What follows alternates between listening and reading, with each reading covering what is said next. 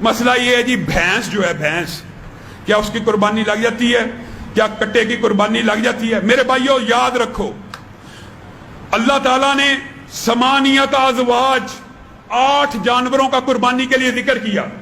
نر مادہ اگر نکال دی جائے تو 4 جانور. ثمانیت ازواج کا مطلب 8 جوڑوں میں صرف 8. کون سا؟ بکرا، گائے، اونٹ اور بھیڑ. بھیڑ کے اندر تشریح میں رسول اللہ نے دمبے کو بھیڑ میں شامل کیا. ہم مانتے ہیں، کوئی اعتراض کی بات نہیں. یہ وہ 8 جوڑے ہیں جن کو قربانی کے لیے اللہ کی بارگاہ میں پیش کیا جائے گا.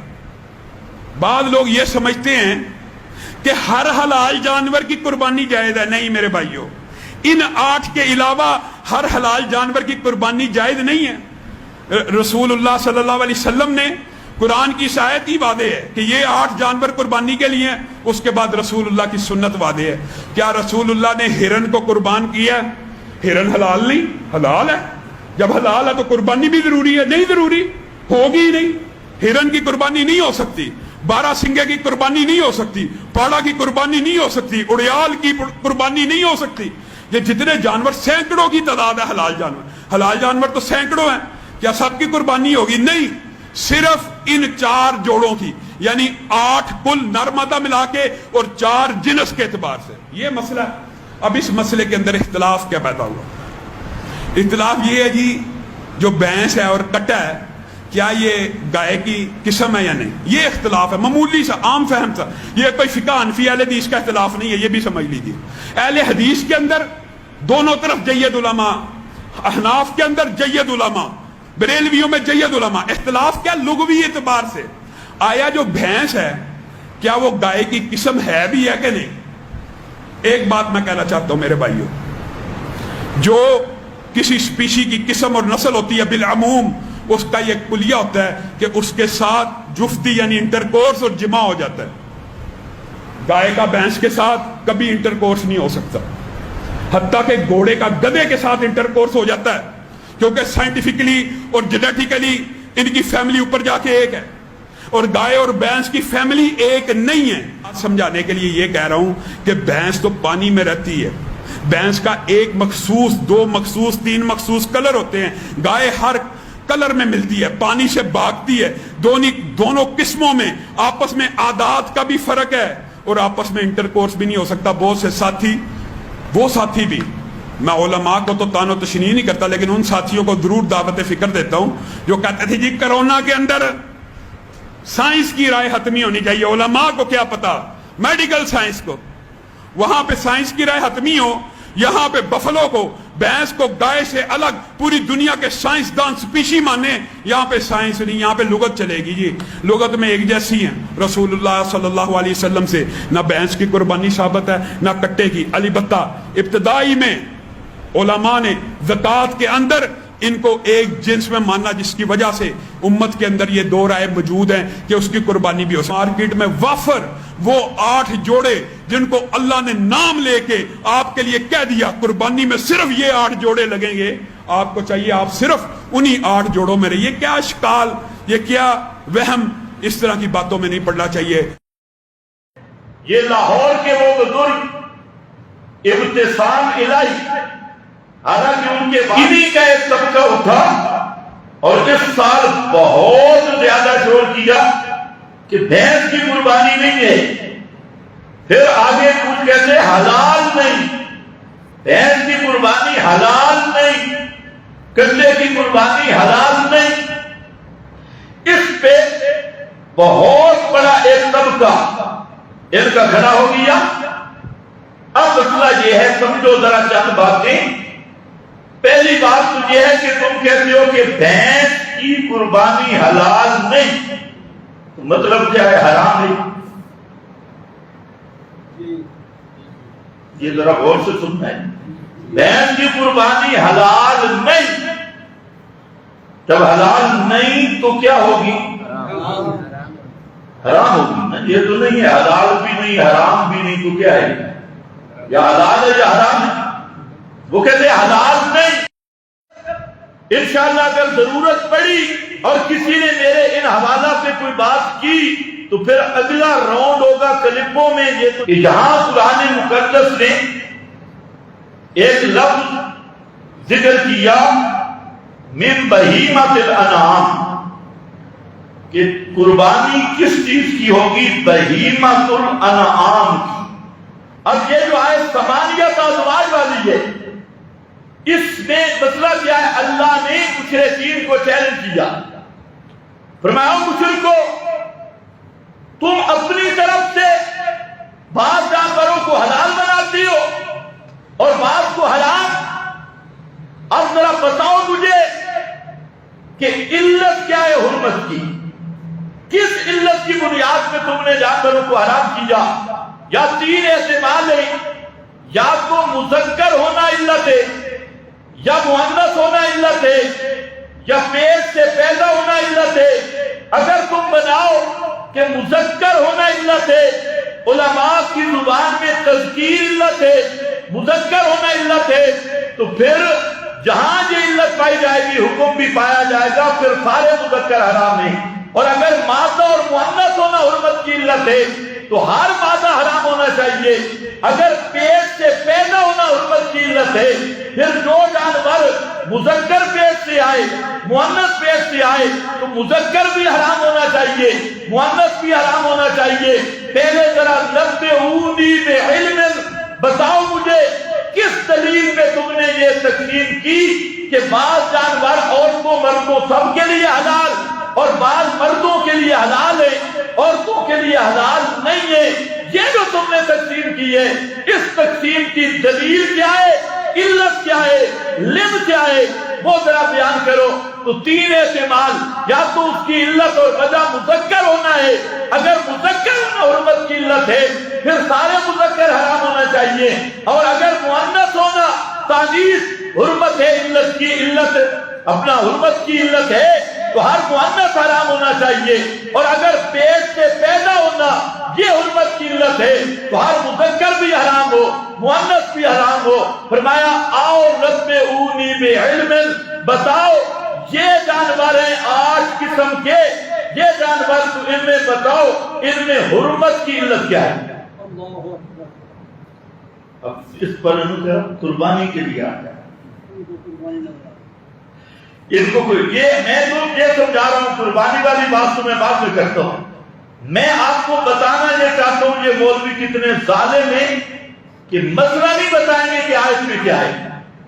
استنباط الگ چیز ہے، اس آیت کا مدلول یہ مسئلہ ہے، مقصود یہ مسئلہ ہے، اور اسی پر علماء نے جتنی باتیں کی مفسرین نے صاحب کہتے ہیں کہ یہ آیت اس مقصد اس کا یہ ہے اپنی طرف سے کسی چیز کو حرام نہ کرو، جب تک دلیل موجود نہ ہو اپنی طرف سے مفتی بن کے کسی چیز کی حرمت کے فتوے مت دو، کیونکہ تحریم اور تحلیل یہ اللہ کا خاصہ ہے، اور اگر کسی مخلوق میں تحلیل و تحریم کا حقیقی حق مانا تو یہ شرک فی الحاکمیت بن جائے گا، اور یہ ماننے والا کٹر مشرک بن جائے گا۔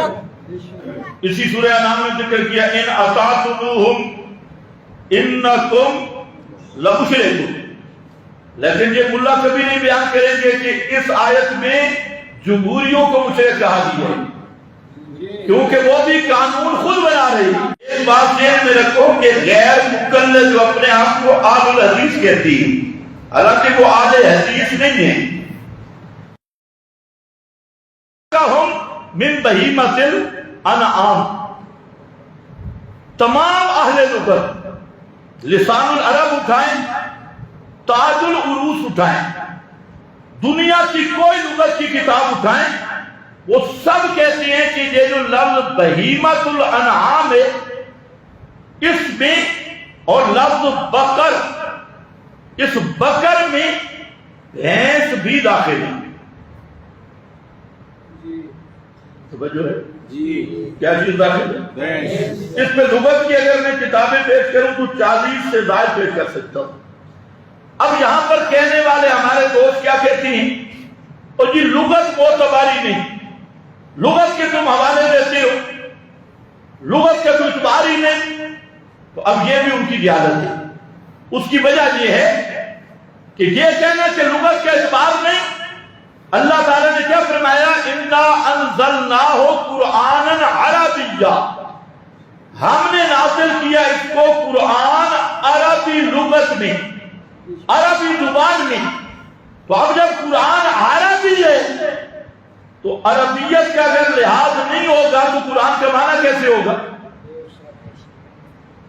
قرآن عربی میں آیا اور میں ان محققین سے پوچھنا چاہتا ہوں کہ جی لغت کے معنی پیش کرتے ہیں، فلانی لغت فلانی لغت فلانی لغت. تو میں پوچھنا یہ چاہتا ہوں کہ اللہ فرماتی ہیں ہم نے قرآن کس لغت میں بھیجا ہے؟ عربی زبان. اس سے مفسرین نے مسئلہ لکھا اور فرماتی ہیں کہ جب قرآن عربی ہے، عربی زبان کے اندر قرآن آیا تو قرآن کا وہی معنی مفہوم معتبر ہوگا جو عربی قواعد اور لغت کے مطابق ہوگا. جو معنی عربی قواعد کے مطابق نہیں، عربی لغت کے موافق بھی نہیں، اور کوئی عجم کا جاہل وہ معنی کرے اس کا کوئی اعتبار نہیں ہوگا. قرآن ہے عربی، اور جب قرآن عربی ہے تو عربی لغت ملحوظ ہوگی. یہاں پر بھی بات ذہن میں رکھنا، بعض وہ ہے پرویزی اور قادیانی، وہ قرآن کو صرف لغت میں تلاش کرتے ہیں.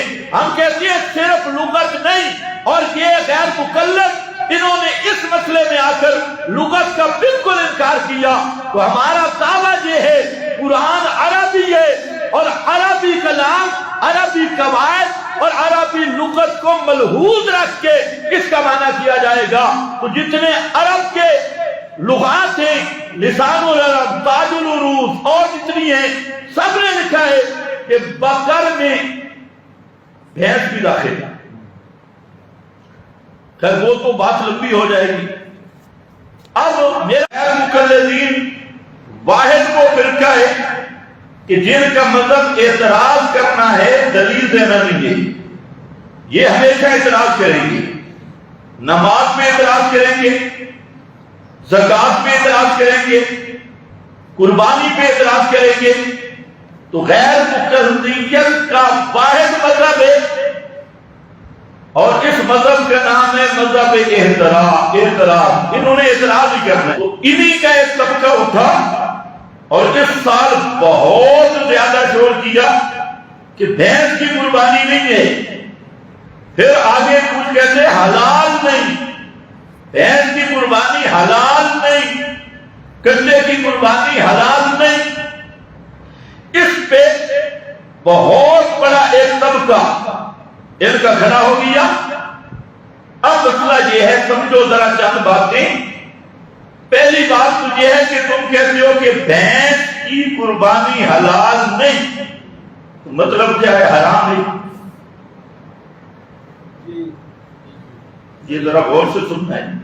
بھینس کی قربانی حلال نہیں. جب حلال نہیں تو کیا ہوگی؟ حرام ہوگی نا. یہ تو نہیں ہے حلال بھی نہیں حرام بھی نہیں، تو کیا ہے؟ یا حلال ہے یا حرام ہے. وہ کہتے ہیں حلال نہیں. اچھا جی نہیں تو کیا حرام ہے؟ اب حرمت پہ دلیل کیا ہے؟ اس پہ دلیل ذکر کرنی چاہیے. دلیل کوئی نہیں. اور مجھے تعجب ہے، یہ لاہور کے وہ بزرگ ابتسام الہی، حالانکہ ان کے والد صاحب علامہ احسان الہی ظہیر بڑے اچھے عالم تھے، اور اہل حدیث حضرات میں وہ واحد عالم تھا جو توحید میں بولتا تھا. باقی تو ان غیر مقلدین کو توحید کا پتہ ہی نہیں. اور اس کی وجہ یہ تھی کہ وہ ہمارے شیخ القرآن رحمت اللہ علیہ کا قریبی ساتھی تھا، اور شیخ کے ساتھ آنا جانا تھا. وہ البتہ مسئلہ توحید بیان کرتا اور مجاہد آدمی تھا، نگر اور بہادر آدمی تھا. اور اس کی بہادری کی وجہ سے ان سے عقیدت رکھتے ہیں. اب آگے ان کے بھی صاحبزادے، وہ چونکہ میڈیا کے ملا ہیں، وہ لگا ہوا ہے تین دلیلیں پیش کر رہا ہے کہ بھینس کی قربانی نہیں ہے، کیوں نہیں؟ جی سائنس کہتا ہے بھینس اور ہے اور گائے اور ہے۔ میں نے کہا یہ سائنس والی دلیل کہاں سے آ گئی؟ سائنس یہ کہتا ہے لوگوں کو تم کہتے ہو قرآن و حدیث، مسئلہ کے آنے حدیث قرآن و حدیث، آج تمہارا یہ سائنس تیسری دلیل کہاں سے آ گیا بھائی؟ یہ سائنس کہتے ہیں اور دلیل جی منطق کہتی ہے۔ واہ، منطق، یہ منطق یونان والا فلسفہ، یہ تیسری دلیل آ گئی، بلکہ چوتھی دلیل اور پانچویں دلیل کیا کہتا ہے کہ فقہی لحاظ سے کمال، سائنس بھی دلیل، فقہ بھی اب دلیل بن گیا۔ امام ابو حنیفہ، شافعی، مالک، احمد فقہ کی بات کریں تو وہاں پر فٹنگ ہوتی ہے اول عمر کا ابلیس، سب سے پہلے قیاس کرنے والا تو ابلیس ہے، فقہ جائز ہی نہیں۔ اہل حدیث کے تو دو اصول ہیں، قرآن اور حدیث، تیسری تو ہم مانتے ہی نہیں۔ اور جب اپنی باری آ جائے تو اب دلائل سنیں گی، سائنس جو کہتا ہے، منطق جو کہتی ہے، اور فقہی لحاظ سے بھی یہ بات جو ہے، میں نے کہا مجتہد۔ اور پھر یہ تو ایک مسئلہ ہے، مجھے افسوس ہے اس مولوی صاحب پر، لاہور والے پر، کہ اپنے باپ کی پوری محنت پہ پانی پھیر دیا۔ علامہ احسان علیہ دہیز نے ایک کتاب لکھی البریلویہ، جس میں علامہ نے یہ ثابت کیا کہ موجودہ بریلویت یہ ابو جہل کی طرح مشرک ہے، اور اس پر اس نے ان کی عبارات سے دلائل دیے۔ لیکن بیٹا اٹھا اور بریلوی مولویوں کا نام لے کر فلانا رحمت اللہ علیہ، فلانا رحمت اللہ علیہ، باپ کہتے ہیں وہ مشرک ہے اور بیٹا کہتے ہیں رحمت اللہ علیہ، فلانا بھی رحمت اللہ علیہ، فلانا بھی، رضوی بھی رحمت اللہ، فلانا بھی رحمت اللہ۔ اب حالت یہ ہے کہ عقائد توحید کا بھی پتہ کرتا نہیں ہے۔ اسی طرح اور ایک مولویوں کی پورا گروہ پہ وہ اب اس پہ لگے کہ بھینس کی قربانی حلال نہیں، تو میں نے کہا حلال نہیں تو پھر حرام ہوگی، جائز نہیں تو پھر ناجائز ہوگی، تو اب اس پہ تو دلیل دینی، مطلب تمہارے دلیل میں میرے ذمہ تو نہیں، اب آپ دلیل پیش کریں، حرام ہے، ورنہ تو اپنی طرف سے حلال حرام کا حکم کوئی بھی نہیں لگا سکتا۔ ایک بات، دوسری بات جو قابل غور ہے وہ ذرا توجہ چاہوں گا، اور آپ کو بھی اور ان حضرات کو بھی سمجھانا مقصود ہے۔ اس پر یہ سارا طبقہ ایک آیت پڑھتے ہیں سورۃ الحج سے، جو میرے سامنے آیت نمبر 34، اور ایک آیت پڑھتے ہیں سورۃ الانعام سے، ثمانیۃ ازواج۔ اچھا، ان کے جو جواب دینے والے مولوی حضرات ہیں وہ بھی یہ دو آیتیں پڑھتے ہیں، سورۃ الحج والی بھی اور سورۃ الانعام والی، ثمانیۃ ازواج۔ اللہ نے جی قربانی کے لیے 8 جوڑے مقرر کیے، یہ بات سمجھنے والی ہے۔ قربانی کے لیے اللہ تعالیٰ نے 8 جوڑے مقرر فرمائے، یہ ہوتا ہے ان کا استدلال۔ اب یہ آیت جو ہے سورۃ الانعام کی، اس میں بھی اور وہ سورۃ الحج بھی، میری گزارش یہ ہے کہ خدا کے لیے سورہ انعام کی پوری آیت پڑھ کے ترجمہ کر دو، درمیان سے نہیں کرنا، پوری آیت پڑھ کے ثمانیۃ ازواج سے پہلے بھی اور آخر میں بھی یہ پورا رکوع اگر ہمت ہے تو ترجمہ کر لو، کوئی تبصرہ نہیں کرنا، صرف ترجمہ ہی کر لو تو انشاءاللہ پتہ چل جائے گا کہ قرآن جہاں قربانی کا مسئلہ بیان کر رہا ہے یا کوئی مسئلہ اور چل رہا ہے۔ تو اب خود بھی دھوکے کا شکار ہے، اور یہ بھی یاد رکھو یہ لوگ قرآن سے تو بالکل جاہل ہوتی ہیں، انہیں پتہ ہی نہیں یہ میرے سامنے آیت قرآن مقدس کی، اس میں اللہ تعالیٰ نے ثمانیۃ ازواج من الضأن اثنین ومن المعز اثنین، اس آیت کا مقصد کیا ہے؟ اب آیت یہ پڑھی اور پھر لے گیا اس کو جناب قربانی پر فٹ کر دی، جیسے 8 جانور ہیں، قربانی والے 4 جوڑے، کل 8 بنتے ہیں، تو اللہ تعالیٰ نے ان کی قربانی کو جائز قرار دیا، حالانکہ جہاں مسئلہ کچھ اور چل رہا ہے۔ مسئلہ یہ ہے کہ 4 عنوان ہیں۔ پہلا عنوان وہ ہے تحریمات غیر اللہ، بلکہ پہلا عنوان وہ یہ رکھ لو نیازات غیر اللہ، غیر اللہ کے تقرب کی نظر اور نیاز۔ مثلا ایک آدمی کہتا ہے میرا یہ کام ہو گیا، بابے کی درگاہ، بابا میرے لیے دعا کر یا بابا میرا کام کر دے، قبر پہ جاتا ہے، تعزیے پہ جاتا ہے، منت اور منوتی مانتا ہے کہ میرا یہ کام ہو گیا، تو بابے کے تقرب کے لیے نظر کے طور پہ، نیاز کے طور پہ بکرا دوں گا، یا نظر و نیاز کے طور پہ مٹھائی دوں گا، یا نظر و نیاز کے طور پہ اس بابے کا جو چراغ چل رہا ہے اس میں تیل ڈالوں گا، یا نظر و نیاز کے طور پہ اٹھار چڑھاؤں گا، کپڑا چڑھاؤں گا۔ تو یہ ہے نیازات غیر اللہ، غیر اللہ کے نام کی نظر و نیاز۔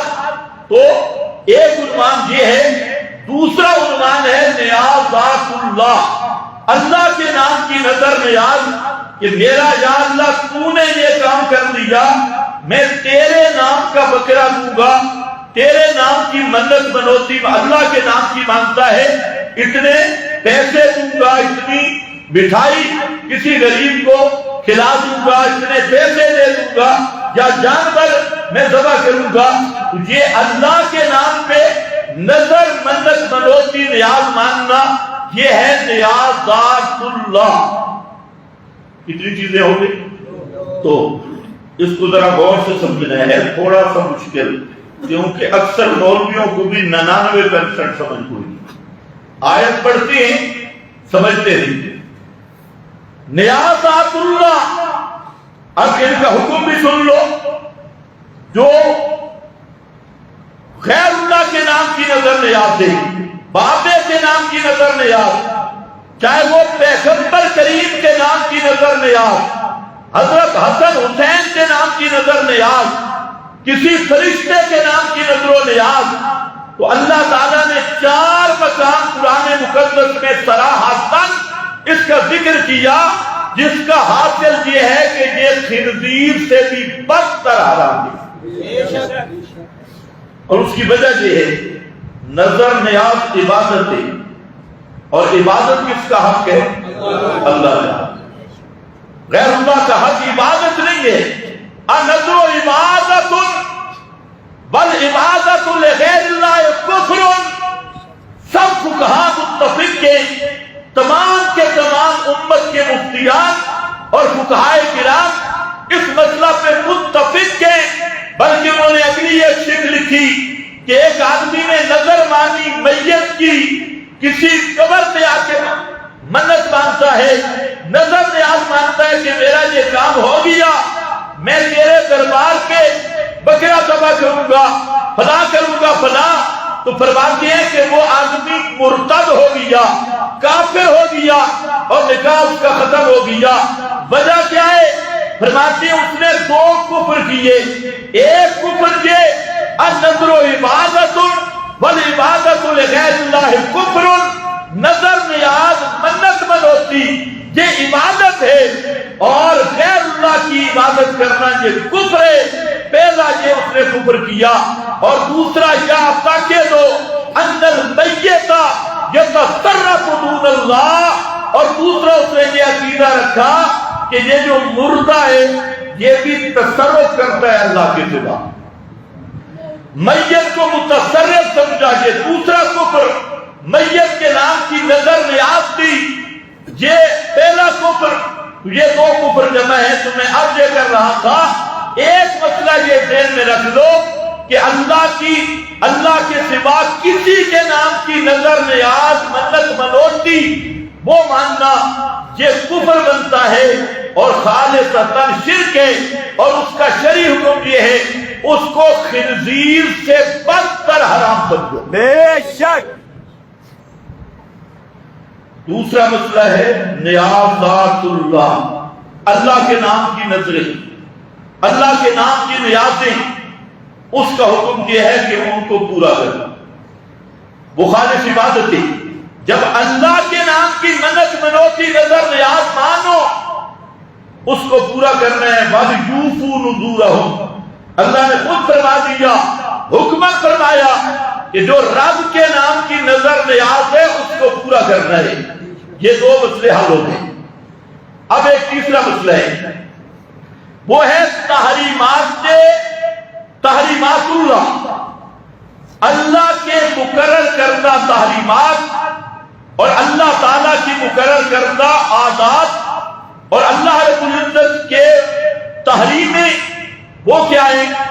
مثلا کعبۃ اللہ اور حرم ہے تو اللہ تعالیٰ نے حرم کے کچھ آداب مقرر کیے اور حرمتیں مقرر کیے. آپ حرم کی حدود میں شکار نہیں کر سکتے، یہ حرم کا ادب ہے کہ حرم کی حدود میں شکار نہیں ہوگا، محرم آدمی شکار نہیں کر سکتا. اسی طرح حرم کا ادب یہ ہے کہ آپ وہاں کا درخت نہیں کاٹ سکتے، وہاں کے درختوں کو نقصان نہیں دے سکتے. اور اس طرح کے بعض آداب اللہ نے اپنے حرم کعبۃ اللہ کے مقرر کیے ہیں. تو یہ ہے تحریمات اللہ، اللہ کی تحریمات اللہ. ان کا حکم یہ ہے کہ ان کو باقی رکھنا ہے. ان کے خلاف اگر آمدن کیا، جان بوجھ کے اعتقادن کیا تو کافر ہے. اگر بھول بھلا کے یا جہالت کی وجہ سے کیا تو اس کا جرمانہ ہے. اور حاجیوں کو پتہ ہے کہ وہاں دم دینا پڑتا ہے. دم شو والا نہیں، وہ دم بکری ہوگی، قربانی جتنا دم ہوگا. اب چوتھی چیز ہے تحریمات عباد، بندوں کے نام پر بعض تحریمیں قائم کرنا. جیسے مشرک تحریم قائم کرتا ہے کہ یہ ایریا بابے یا بھائی فقیر نہیں گئے، ادھر کا درخت نہیں کاٹنا، اور یہ بیل گائے یہ دربار کے ساتھ خاص ہیں، ان کا دودھ نہیں نکالنا. اگر درخت کاٹا بابا ٹانگیں توڑ دے گا اور دودھ دویا بابا ناراض ہو جائے گا.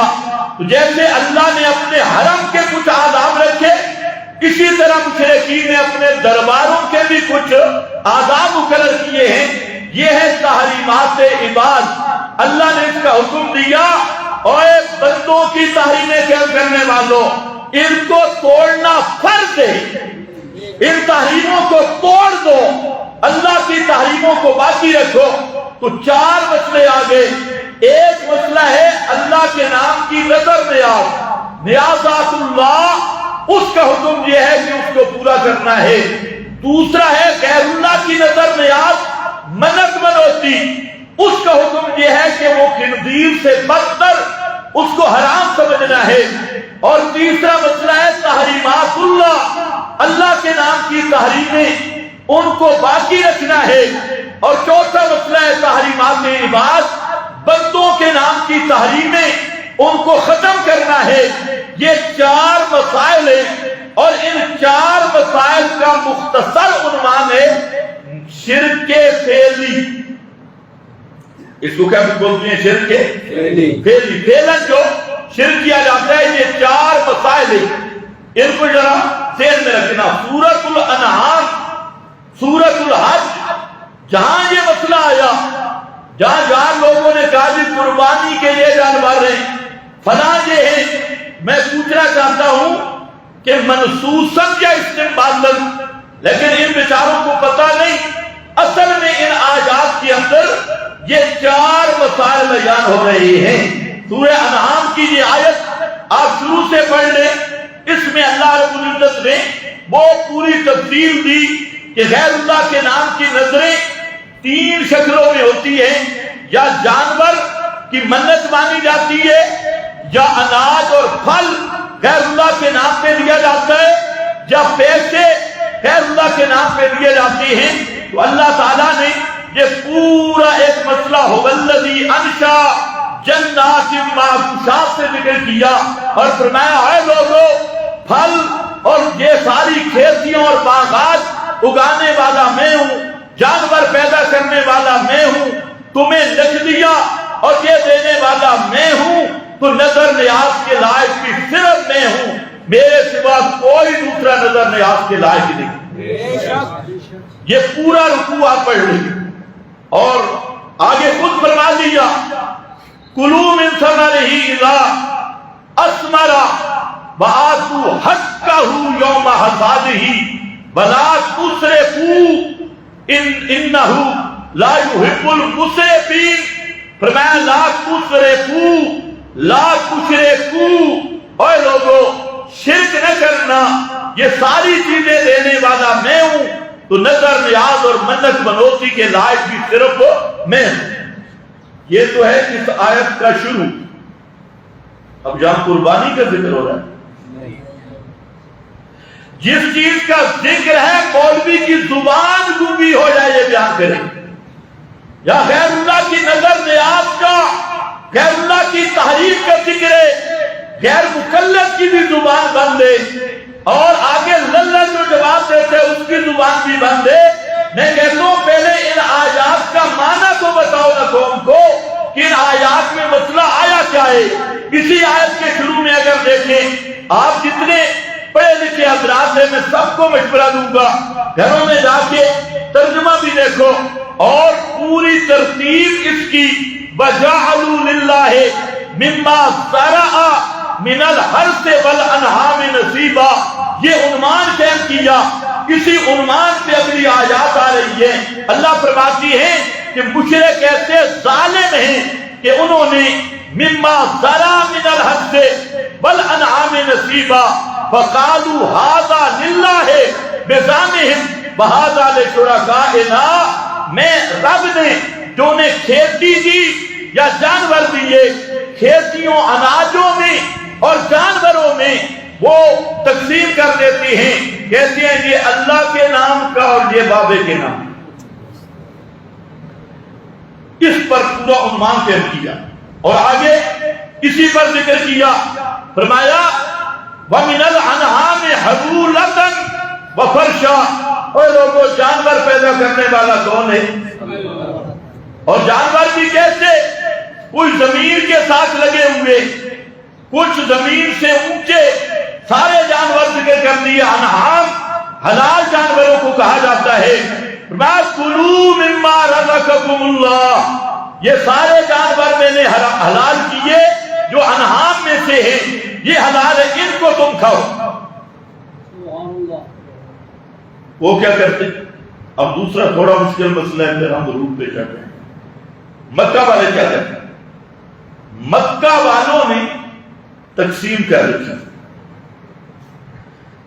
وہ کہتے ہیں کہ کچھ جانور جو ہے نا، مثلا گائے، بکری، بھیڑ، اس کا بچہ مردہ پیدا ہوتا تو کہتے عورتیں بھی کھا سکتی، مرد بھی کھا سکتی، اور اگر بڑے جو بعض جانور تھے ان کے لیے انہوں نے پابندی لگائی کہ مرد کھائیں گے، عورتیں نہیں کھا سکتی۔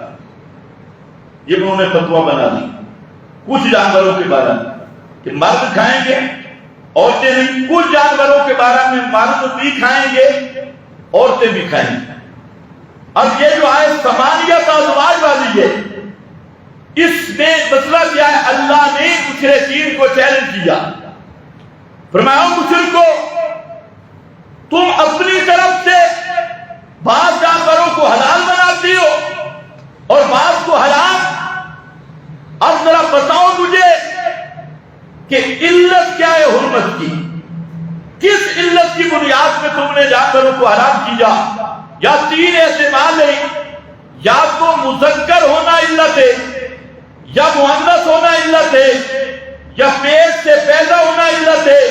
اگر تم بناؤ کہ مذکر ہونا علت ہے، علماء کی زبان میں تذکیر علت ہے، مذکر ہونا علت ہے، تو پھر جہاں یہ علت پائی جائے گی حکم بھی پایا جائے گا، پھر سارے مذکر حرام ہیں۔ اور اگر مادہ اور مؤنث ہونا حرمت کی علت ہے تو ہر مادہ حرام ہونا چاہیے۔ اگر پیٹ سے پیدا ہونا حرمت کی علت ہے، پھر جو جانور مذکر پیٹ سے آئے مؤنث پیٹ سے آئے تو مذکر بھی حرام ہونا چاہیے، مؤنث بھی حرام ہونا چاہیے۔ پہلے ذرا نبئونی بعلم، بتاؤ مجھے کس دلیل پہ تم نے یہ تقسیم کی کہ بعض جانور عورتوں مردوں سب کے لیے حلال اور بعض مردوں کے لیے حلال ہے، عورتوں کے لیے حلال نہیں ہے۔ یہ جو تم نے تقسیم کی ہے، اس تقسیم کی دلیل کیا ہے، علت کیا ہے، لم کیا ہے، وہ ذرا بیان کرو۔ تو تین احتمال، یا تو اس کی علت اور وجہ مذکر ہونا ہے، اگر مذکر ہونا حرمت کی علت ہے پھر سارے مذکر حرام ہونا چاہیے، اور اگر مؤنث ہونا تانیث حرمت ہے، علت کی علت اپنا حرمت کی علت ہے تو ہر مؤنث حرام ہونا چاہیے، اور اگر پیٹ سے پیدا ہونا یہ حرمت کی علت ہے تو ہر مذکر بھی حرام ہو مؤنث بھی حرام ہو۔ فرمایا آؤ نبئونی بعلم، بتاؤ یہ جانور ہیں 8 قسم کے، یہ جانور تو ان میں بتاؤ ان میں حرمت کی علت کیا ہے۔ اب اس پر قربانی کے لیے آتا ہے، ان کو کوئی میں تو یہ سمجھا رہا ہوں، قربانی والی بات تو میں بعد میں کرتا ہوں، میں آپ کو بتانا یہ چاہتا ہوں یہ مولوی کتنے ظالم ہیں کہ مسئلہ نہیں بتائیں گے کہ آیت میں کیا ہے۔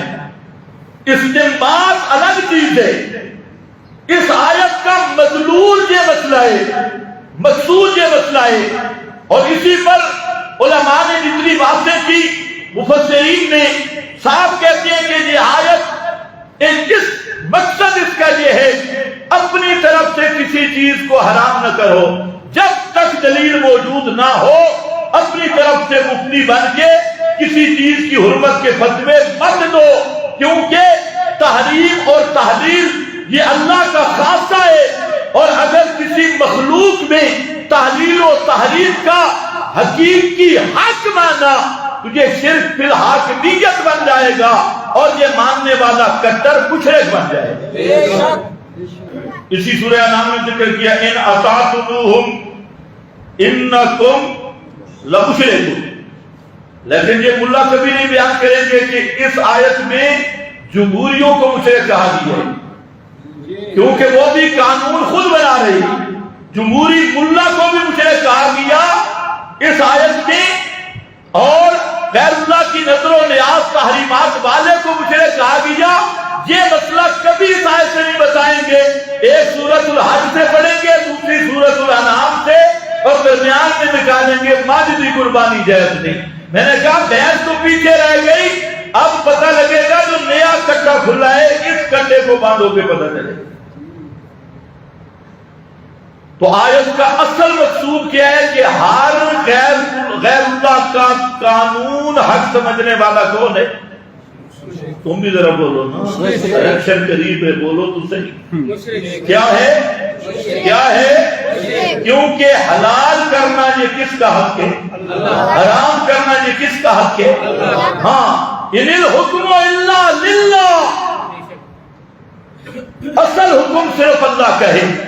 پیغمبر کریم کی اطاعت اس لحاظ سے فرض ہے کہ اللہ کے محدود حکم الہی کو بیان کرنے والے ہیں، اس حکم کے شارع اور مبین اور مفکر ہیں، اور فقہا کی جو اطاعت ہے وہ مشروط کر دی گئی اللہ اور رسول کی اطاعت کے ساتھ، اور اس حیثیت سے ہے کہ وہ اللہ رسول کے حکم کے مبین اور شارع ہیں۔ حقیقت تن حاکم یہ صرف رب العالمین ہے، اللہ کے سوا کوئی، اور لا الہ الا اللہ کا ایک معنی یہ بھی ہے کہ لا متصرف الا اللہ، ایک معنی یہ بھی ہے کہ لا حاکم الا اللہ۔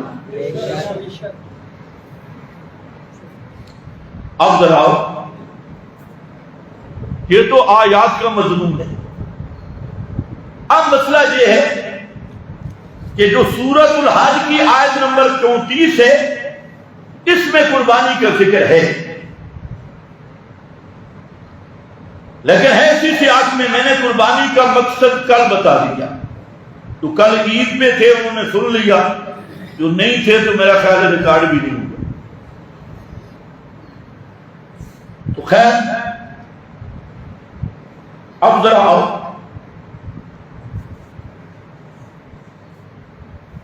بہیمۃ الانعام، اللہ تعالیٰ نے فرمایا کہ جہاں اللہ کا نام لو، قربانی جو ہے یہ تقرب الہی کے لیے، اللہ تعالیٰ کے تقرب کے لیے، اور یہ مشرکین کے مقابلے جو غیر اللہ کے تقرب میں نظر نیاز منت بنوتی رہتی، اسی لیے یہاں پر الہکم الہ واحد ذکر کر کے اس مضمون کو مکمل کیا، اور لفظ کیا ہے؟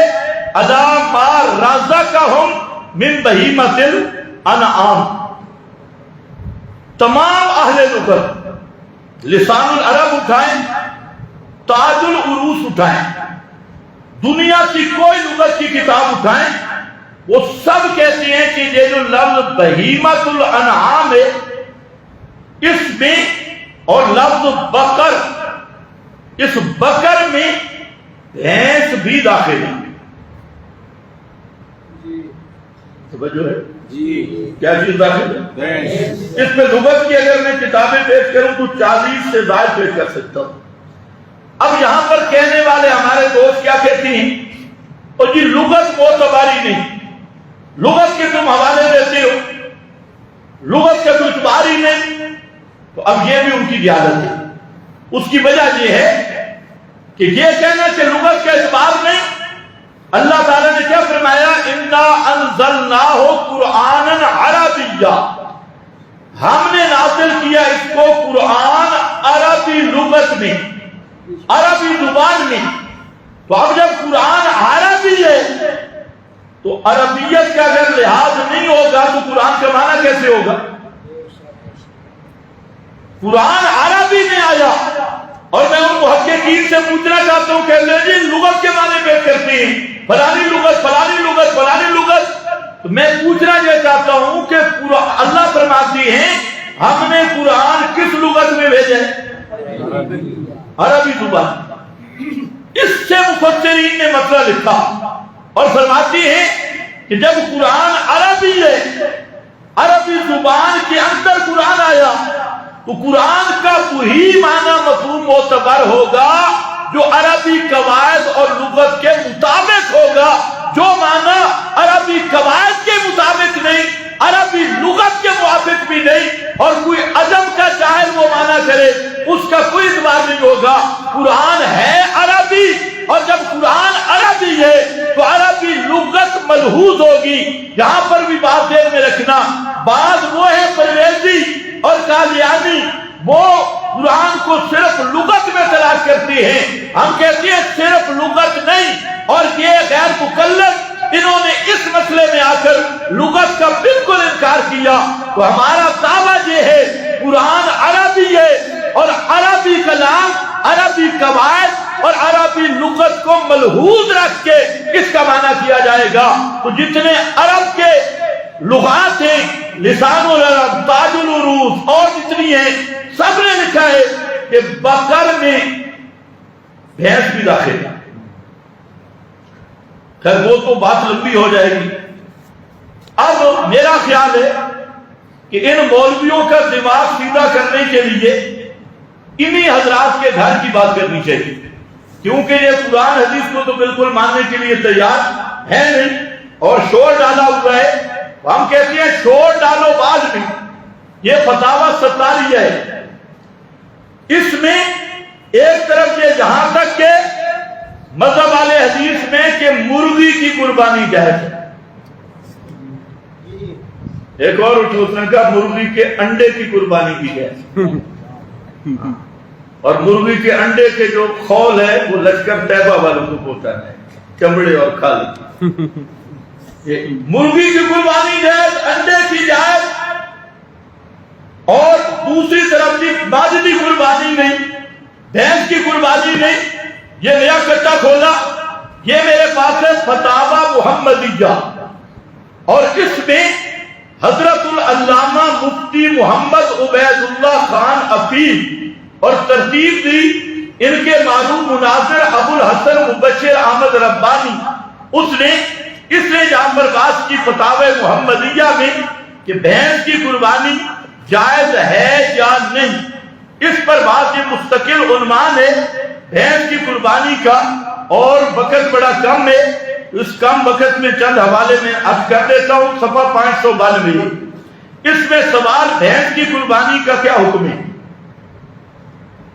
اس پر لکھتا ہے کہ الجاموس، بھینس کو عربی میں کہتے ہیں جاموس، اور یہ جاموس جو ہے جس کی جمع آتی ہے جوابیس، صنفن، یہ قسم ہے من کبار البقر، بڑی گائے کی قسم ہے، بھینس جو ہے یہ بڑی گائے کی قسم ہے، یکونو، اس کے بعد اس کا ترجمہ خود کرتا ہے کہ پالتو بھینس بڑی گائے کی ایک قسم ہے، اس وجہ سے شوافی اور حنفیہ کے نزدیک بھینس کی قربانی جائز ہے۔ امام نووی فرماتے ہیں کہ قربانی کے جانوروں میں گائے کی تمام اقسام جائز ہیں، خواہ گائے عربی ہو یا فارسی یعنی بھینس۔ اب یہ اہل حدیث کے بڑے عالم ہیں، اور فتاوی کا نام بھی کیا رکھا ہے، فتاوی محمدیہ، عام بھی نہیں، فتاوی محمدیہ۔ اس میں کہتا ہے کہ بھینس کس کی قسم ہے، گائے کی ہے، اور سب گاؤں کی قسمیں جائز ہیں۔ آسٹریلین گائے ہو، یہ بھی ان سے ذرا پوچھ لو، آسٹریلین گائے آپ کے دور میں تھی یا عرب میں تھی، یا ساہیوال کی گائے، یا آج کل جتنی یورپی گائے آئی ہیں، اس کے بارے میں غیر مقلدین کا کیا فتویٰ ہوگا؟ یہ بھی تو ایک نئی قسم ہے گائے کی۔ دیسی گائے اور آسٹریلین گائے کا آپ فرق سمجھتی ہیں، یورپی گاؤں کا فرق سمجھتی ہیں، یہ گائے کی قسم، تو یہ کہتے ہیں بھینس یہ گائے کی قسم ہے، اور یہ اہل حدیث کے بڑے بزرگ ہیں، اور آگے یہ فارسی بھینس گائے قرار دیا۔ اگلا لفظ جو ہے بہت مزیدار ہے، کہتے ہیں کہ یہ جو بھینس کی قربانی ہے اہل لغت کے مطابق یہ گائے کی ایک بڑی قسم ہے، اس لیے اس کی قربانی کا جواز معلوم ہوتا ہے، اس کی قربانی کرنا جائز۔ اسی طرح یہ فتاوی ثنائیہ ہے، اور یہ ان کے وہ مولانا صاحب ہیں جن کو یہ کہا کرتے ہیں کہ ہمارا شیخ القرآن ہے، اور متکلم اسلام فتاوی ثنائیہ کا صفحہ 807 ہے، اس پر انہوں نے پوری تفصیل کے ساتھ یہی بات لکھی ہے کہ بھینس کی قربانی جو ہے یہ بالکل جائز ہے۔ حجاز میں بھینس کا وجود ہی نہ تھا، تو اس پر آگے بات کرتی ہوئے کہتا ہے کہ ہاں کہ بھینس جو ہے یہ جن سے بکر سے مانا جائے، جیسا کہ حنفیہ آگے ہدایہ وغیرہ کا حوالہ دیا۔ اور اگلا لفظ دیکھو، جو عموم بہیمۃ الانعام پر نظر ڈالی جائے تو حکم جواز قربانی کے لیے یہ علت کافی ہے۔ کہتے ہیں بہیمۃ الانعام کے لفظ کو دیکھا جائے تو اس میں بھینس بھی داخل ہے۔ بھینس کس میں داخل ہے؟ بہیمۃ الانعام۔ قربانی کس کی دینی ہے؟ بہیمۃ الانعام۔ تو یہ بابا کہہ رہے ہیں، مولانا ثناء اللہ صاحب جو اس مذہب کے شیخ القرآن ہیں، یہ کہتے ہیں اس لفظ قرآن میں بہیمۃ الانعام میں بھینس بھی داخل ہے۔ اب بتائیں، بابا جی تو کہتے ہیں بہیمۃ الانعام میں بھینس داخل ہے، بیٹا کہتے ہیں داخل نہیں ہے۔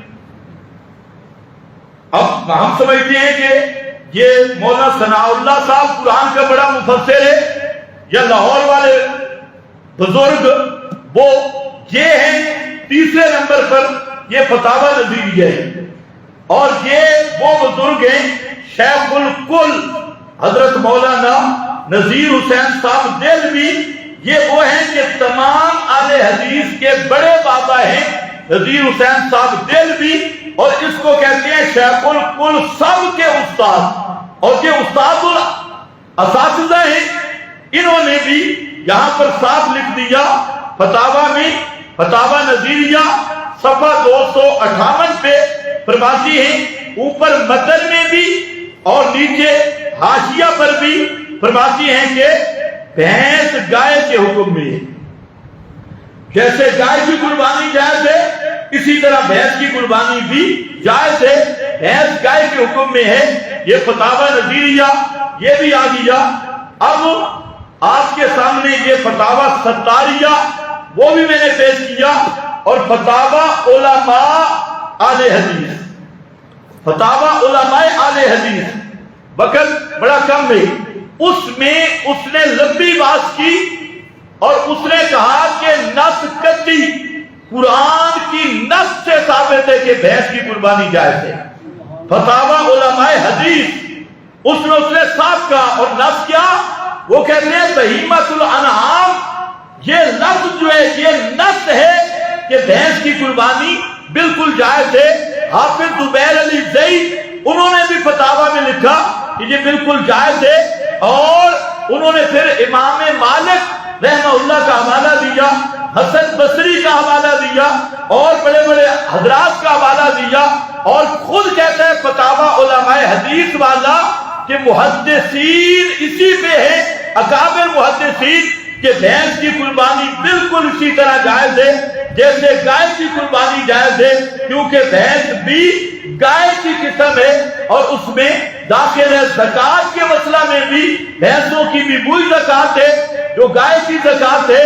اچھا، پھر دودھ کا مسئلہ، یہ فتاوی ستاریہ والے نے اور فتاوی علماء حدیث جو ہے اس میں انہوں نے ایک بات چلائی، اور یہ بات ذرا ہمارے اہل حدیث بھائیوں کو بھی ذہن میں رکھنی چاہیے۔ کہتے ہیں کہ اگر بھینس کو بہیمۃ الانعام میں نہ لیا جائے تو پھر صرف قربانی کا مسئلہ نہیں ہوگا، پھر دودھ کا کیا بنے گا، گوشت کا کیا بنے گا، دہی اور لسی کا کیا بنے گا۔ اس لیے حنفیوں کی ضد میں آ کے، احناف کی ضد میں آ کے، یا تو یہ کر لو کہ بھینسیں ہمارے حوالے کر دو، جا بھینسیں رکھو تم، دودھ ہمیں پلائے گا، تمہارے پاس تو دلیل ہے ہی نہیں بھینس کے دودھ کی۔ عجیب بات، گوشت کھانا ہو تو بھینس بالکل درست، دودھ پینا ہو بالکل درست، دہی مکھن گھی بالکل درست، اور اگر چمڑے مدرسے میں پہنچانے ہو تب بھی بالکل ٹھیک۔ اور جب قربانی کا مسئلہ ہے تو ہر سال سوشل میڈیا پہ زور ہے، بھینس کی قربانی نہیں ہے، کچے کی قربانی نہیں ہے۔ ان سے پوچھو پھر ان بھینسوں کا دودھ اور ان کا گوشت اور ان کا یہ چیزیں یہ کہاں سے جائز آئی؟ کہتے وہ تو ہم نے گائے پہ قیاس کیا، وہ تو گائے کی جائز ہے تو ان کی بھی ہے، تو ہم کہتے ہیں یہ گائے پہ قیاس کیا۔ زکوٰۃ کا مسئلہ گائے والا ہے، بھینس اور دودھ کا مسئلہ گائے والا ہے، اور قربانی والے مسئلہ میں کیوں مسلمانوں میں وسوسہ اندازی کرتے ہو، جبکہ تمہارے سارے بڑے لکھے مرآت ان کی مشکات کی شرح ہے، اسے پوری تفصیل سے لکھا۔ اب وقت انشاءاللہ اگر ضرورت پڑی اور کسی نے میرے ان حوالہ پہ کوئی بات کی تو پھر اگلا راؤنڈ ہوگا کلپوں میں۔ یہ تو چونکہ جمعے کی تقریر ہے، جہاں اتنے ہی کافی ہے، تو میں نے آپ کے سامنے صرف چند حوالے اہل حدیث علماء سے دیے جن میں فتاوی نظیریہ، فتاوی ثنائیہ، فتاوی محمدیہ، اور اسی طرح فتاوی علماء حدیث۔ اور یہ آخری حوالہ بھی ذرا سن لو، آپ کو مزہ ہے۔ یہ جو بزرگ ہے یہ کہتا ہے جنگلی گدھا بھی بہیمۃ الانعام میں داخل ہے۔ تو آئندہ غیر مکلفوں کو گدھے کی قربانی کرنی چاہیے، کیونکہ وہ کہتے ہیں کہ قربانی کس کی ہوگی؟ بہیمۃ الانعام کی۔ اور یہ معمولی آدمی نہیں، انہوں نے جتنی تفسیریں لکھی ہیں ایک تفسیر لکھتا ہے، دوسرا کہتا ہے کہ مرتد ہو گئی، اس نے غلط لکھی ہے۔ آج کل ان کی یہ تفسیر چل رہی ہے، یہ نئی تفسیر ہے، اللہ جانے اس پر فتویٰ کب آتا ہے۔ یہ جلد پہلی ہے، اور اسی سورۃ الانعام میں بات کرتے ہوئے یہ بزرگ فرماتی ہیں کہ یہ جو سورۃ المائدہ میں، سورۃ الانعام اور سورۃ المائدہ میں بہیمۃ الانعام کی وضاحت کرتے ہوئے حضرت صاحب فرماتے ہیں کہ جنگلی گدھا بھی بہیمہ میں داخل ہے۔ ادھر قرآن میں سورہ حج میں کیا ہے؟ بہیمۃ الانعام کی قربانی کرو، اور اہل حدیث عالم کیا کہہ رہا ہے؟ جنگلی۔ آپ کیوں پریشان ہو گئے؟ آپ کو تو ان کو ترغیب دینی چاہیے، ان کے کھانے بہت اچھے ہیں، اونٹ کا پیشاب وہ ان کے لیے بالکل طاہر ہے، جن کے بخاری شریف میں آئی ہے۔ تو جہاں پر بہیمۃ الانعام میں جنگلی گدھا بھی اور جنگلی گائے بھی، نیل گائے جس کو کہتے ہو، اور جو ہرن ہے کہتے ہیں یہ بکری کی قسم ہے، یہ بھی اس میں داخل ہے، تو ہرن کی قربانی بھی جائز۔ میں بتانا یہ چاہتا ہوں کہ یہ کیا مذہب اور کیا تضاد ہے۔ ایک طرف مرغی کی قربانی جائز ہے، انڈے کی قربانی جائز ہے، جنگلی گدھے کی قربانی جائز ہے، ہرن کی قربانی جائز ہے، اور بھینس کی آئے تو جہاں پر تکلیف ہو جاتی ہے کہ گدھے کی قربانی نہیں، بھینس کی نہیں، تو یہ ہے اصل ضد احناف کے ساتھ اور فقہا کے ساتھ، باقی یہ کوئی مسئلہ نہیں ہے۔ اگر یہ باقی اپنے دعوے پہ پکے رہتے تو گدھوں کی قربانی اور انڈوں کی قربانی اور مرغیوں کی قربانی وہاں جب گرے تو جہاں تک گر جاتی ہیں، اور جب اوپر آئے تو بھینس کی بھی جائز نہیں۔ تو میں اب یہ کرنا چاہتا ہوں کہ یہ صرف بساوت ڈالنے والی بات ہے، ورنہ ان کے دل بھی مانتے ہیں۔ اب تو ماشاءاللہ اب نہیں تو اب کے بعد ذرا دیکھنا، ان کے دل بھی مانیں گے اور ان کی زبانیں بھی مانیں گی۔ یہ حوالہ سن لو، صفحہ 591 جلد 1 ہے، اسی میں یہ جو آیت پڑھ رہے ہیں نا قربانی والی، ثمانیۃ ازواج والی، اسی پر یہ بات کر رہا ہے، اور کہتا ہے ہرن بکری کی جنس میں داخل ہے، اور بھینس، نیل گائے اور گور خر جنگلی گدھا یہ گائے اور بیل کی جنس میں ہے۔